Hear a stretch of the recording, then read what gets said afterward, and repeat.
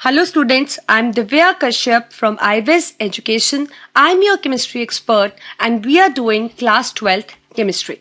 The chapter we are going to do is, we have already done 2 videos of this isolation of elements. We are going to start with the last video, that is of isolation of elements.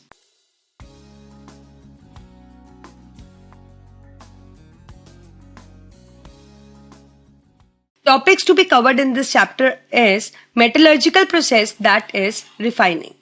देखिए अब हम metal को metal oxide से अलग कर चुके हैं. अब इस मेटल को फर्दर प्योरीफाई करना और रेडी टू यूज फॉर्म में कन्वर्ट करना हम पढ़ेंगे रिफाइनिंग के अंडर. तो फोर्थ स्टेप है हमारा रिफाइनिंग, और रिफाइनिंग के लिए हमारे पास डिफरेंट तरह के मेथड्स हैं. Like we have liquation, we have electrolytic refining, we have this van Arkel method, we have lot of method which we are gonna take up. तो पहला मेथड हम करने वाले हैं लिक्वेशन मेथड. लिक्वेशन मेथड के लिए इस तरह से अपरेटस लिया जाता है. आप देख रहे हो यहाँ पे एक स्लोप है, स्लोपिंग अर्थ है, ठीक है, और यहाँ पे हम इसको आग से बर्न कर रहे हैं. तो हम क्या करते हैं, this metal is placed on the sloping earth. जो मेटल अभी हमें तक मिला है उसको हम इस अर्थ पे रख देते हैं and it is heated from below. As a result metal के अंदर जो इम्प्योरिटीज है, मेटल और इम्प्योरिटीज में दोनों में मेल्टिंग पॉइंट का डिफरेंस है. जो मेटल है उसका मेल्टिंग पॉइंट कंपैरेटिवली लो है और इम्प्योरिटीज का मेल्टिंग पॉइंट कंपैरेटिवली हाई है. तो एज अ रिजल्ट जब हम इसको हीट करेंगे मेटल मेल्ट होकर फ्लो डाउन हो जाएगा इस स्लोप से, क्योंकि उसका लो मेल्टिंग पॉइंट है, और इम्प्योरिटीज जो है वो पीछे ही रह जाएंगी. Hence the metal which is obtained, which is collected, is the pure molten metal. दूसरा मेथड है हमारे पास इलेक्ट्रोलिटिक रिफाइनिंग. जिनकी रिडक्शन इलेक्ट्रोलिसिस से होती है उनके लिए आप कह सकते हो कि रिफाइनिंग का जरूरत ही नहीं होता, because they are 99% pure. But still अगर हमें उसको और प्योरीफाई करना है, we can carry out the refining.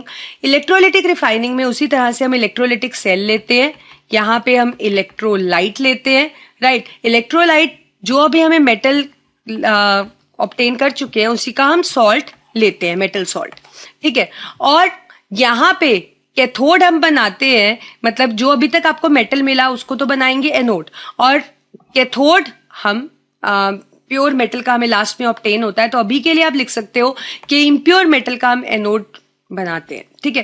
तो अब क्या रहता है कि जब आप इसमें से करंट पास करते हो, फॉर एग्जांपल अगर हम कॉपर की बात कर लें कि हम कॉपर सल्फेट सॉल्ट लिया और हमारे पास जो कॉपर ऑब्टेन हो गया उसको हमने कॉपर को, इम्प्योर कॉपर को एनोड बना लिया, राइट. तो होगा क्या, जब हम करंट पास करेंगे तो ये कॉपर आयंस इस तरह से डिसोसिएट हो जाएंगे. This Cu2 positive will move to the negative electrode, that is cathode, right? तो कैथोड पे रिएक्शन क्या होगी, ये जो Cu2 पॉजिटिव वहां पहुंचेगा तो इसने 2 इलेक्ट्रॉन दिए हुए हैं, ये 2 इलेक्ट्रॉन अपने वापस लेकर क्या बनाएगा, copper, and pure copper will collect on the cathode. That is why हम कहते हैं कि प्योर मेटल का क्या बना हुआ है, कैथोड. अब एनोड पे क्या होगा, एनोड के लिए ऑप्शन है एक तो सल्फेट आयंस की, और एनोड हमें पता है खुद मेटल का बना हुआ है, मतलब कॉपर का बना हुआ है, चाहे वो इम्प्योर है पर बना तो कॉपर का हुआ है. तो it is going to lose electrons and will form Cu2 positive. ये Cu2 पॉजिटिव यहाँ सॉल्यूशन में आ जाएंगे और यहां से कैथोड पे जाकर ये 2 इलेक्ट्रॉन गेन करके प्योर कॉपर बना लेंगे. तो आप कह सकते हो कि सॉल्यूशन के अंदर आपको 2 आयंस देखने को मिलेंगे, वन इज Cu2 पॉजिटिव और दूसरा SO4 2 नेगेटिव. एक तो Cu2 पॉजिटिव CuSO4 से बन रहा है और दूसरा ये एनोड से इलेक्ट्रॉन लूज करके आयनिक फॉर्म में इलेक्ट्रोलिटिक सॉल्यूशन में आ रहा है, और यहां से सारे Cu2 पॉजिटिव कैथोड पे जाकर इलेक्ट्रॉन गेन करके, मतलब रिडक्शन, रिड्यूस होकर क्या बना रहे हैं, pure copper. Hence the metal which is obtained gets refined. अब ऐसे ही हमारे पास एक मेथड है, दैट इज जोन रिफाइनिंग. अब जोन रिफाइनिंग के लिए हम एक अपरेटस सेट करते हैं, जैसे कि आप देख पा रहे हो. लेट्स से हमारे पास इसके अंदर हमने एक जो हमारे पास मेटल अभी ऑब्टेन हुआ उसको हमने इस रॉड फॉर्म में ले लिया है. इसके नीचे हम एक रोलर हमने फिट किया है, right. Below this bar we have fitted the roller, ठीक है, जिसके अंदर आप कह सकते हो इंडक्शन कॉइल है और ये रोलर मूव कर सकता है. अब क्या होगा, जैसे ये रोलर मूव करेगा तो ये जो मेटल है जैसे से मूव करेगा, अब ये हीट सप्लाई कर रहा है तो यहां से जो मेटल है वो क्या हो जाएगा, मेल्ट. ठीक है। अब ये रोलर आगे की तरफ जब मूव करेगा तो क्या रहेगा, मेल्ट इसके साथ ट्रैवल होता रहेगा। मेल्ट मतलब मेल्टेड जो लिक्विड पोर्शन है that will travel along with the roller. ठीक है। अब जब ये मेल्टेड पोर्शन ट्रैवल होता रहेगा, मेल्ट ट्रैवल होता रहेगा, और जो प्योर मेटल पीछे रहेगा दैट विल सॉलिडिफाई। मतलब अगर यहाँ पे रोलर है तो पहले ये मेल्ट हो गया, और जब ये आगे जा रहे हैं तो उसके साथ सिर्फ मेल्ट जाएगा लिक्विड पोर्शन, जिसपे मेटल नहीं होगा, प्योरिफाइड मेटल पीछे सॉलिडिफाई होता रहेगा। तो इस तरह से आप कह सकते हो स्मॉल जोन्स प्रोड्यूस हो जाएंगी। मतलब आपके पास इस तरह से अलग अलग जोन पे प्योर मेटल्स के जोन्स बन जाएंगे, जिनको आप कट करके सेपरेट कर सकते हो।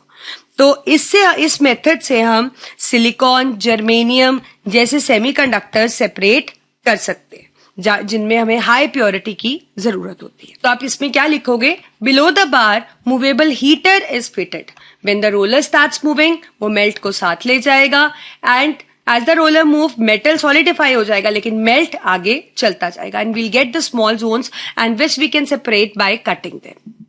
So the zone of pure metal is cut and separated. Further roller जो होगा different zones को separate कर देगा और हम इन portions को अलग रखते जाएंगे। Next method है हमारे पास vapor refining. Vapor refining में हम क्या करते हैं, in this certain metals are converted to their volatile compounds.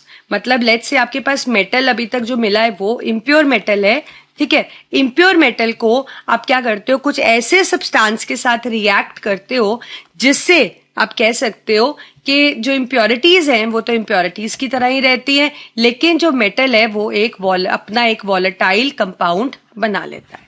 ये वॉलेटाइल कंपाउंड किसका होता है, मेटल का, राइट। तो फॉर एग्जाम्पल हम इसको निकल में मॉन्ड्स प्रोसेस बुलाते हैं। देखते हैं उसमें क्या होता है। निकल के अंदर हम कार्बन मोनोऑक्साइड ऐड करते हैं, it forms a compound that is nickel carbonyl. It forms a compound nickel carbonyl.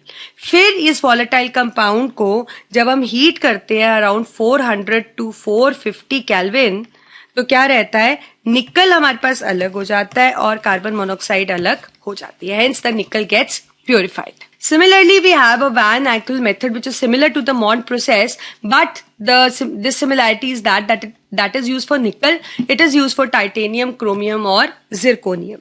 इसके अंदर भी क्या करते हैं, वो जो सब्सटेंस हम ऐड करते हैं, इस केस में क्या रहता है, iodine. So around 523 kelvin temperature रहता है and it forms titanium iodide, and then this volatile compound is heated and titanium and iodine gets separated. तो आप समझ गए। सिमिलरली हम इसको जिरकोनियम के लिए भी कर सकते हैं। यहाँ पे भी हम इसमें आयोडीन ही डाल रहे हैं। अराउंड 870 केल्विन का टेम्परेचर है, जिरकोनियम आयोडाइड बन जाता है और हीट करने से जिरकोनियम अलग और आयोडीन अलग हो जाता है। So these are the methods by which we can actually refine the metal, और जो metal अब हमें मिलेगा that is pure and ready to use. Thank you for watching this video.